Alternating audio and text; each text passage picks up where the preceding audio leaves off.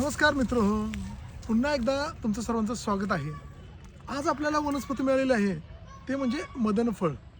आयुर्वेदामध्ये कफाच्या आजारांवरती सांगितलेलं हे एक खूप महत्त्वाचं औषध आहे। कफाच्या आजारामध्ये छाती खूप डबडबलेली असते आणि अशा वेळेला ती शरीरातून बाहेर पडून गेला कफ तर खूप बरं वाटेल असं रुग्णाला वाटत असतं आणि तेच काम करण्यासाठी आयुर्वेदानं हे मदनफळ हे औषध सांगितलेलं आहे।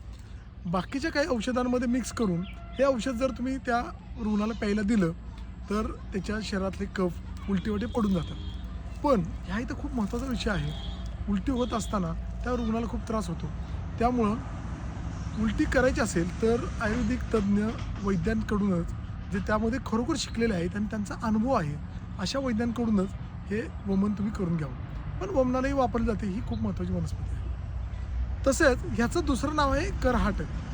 कर म्हणजे हात आणि हात चांगले करणारे असे ह्या वनस्पतीच्या सालीचं चूर्ण जर उठणं म्हणून जर तुम्ही अंगाला चोळलं तर ते खूप चांगलं तुम्हाला शरीराला फायदा देतं। सिद्धार्थक स्नान म्हणून एक त्वचा रोगामध्ये एक औषध आलेलं आहे की जे उठणं सारखं वापरायचं आहे पूर्ण अंगाला लावण्यासाठी, त्याच्यामध्ये ह्या औषधाच्या सालीचा समाविष्ट आहे। तसेच आपल्याकडे एक म्हण आहे, कुऱ्हाडीचा दांडा गोतास काळ, म्हणजे कुऱ्हाडीचा जो दांडा बसवलेला असतो त्या दांड्याचा उपयोग करूनच ती कुऱ्हाड वेगवेगळी झाडं तोडण्यासाठी वापरली जाते।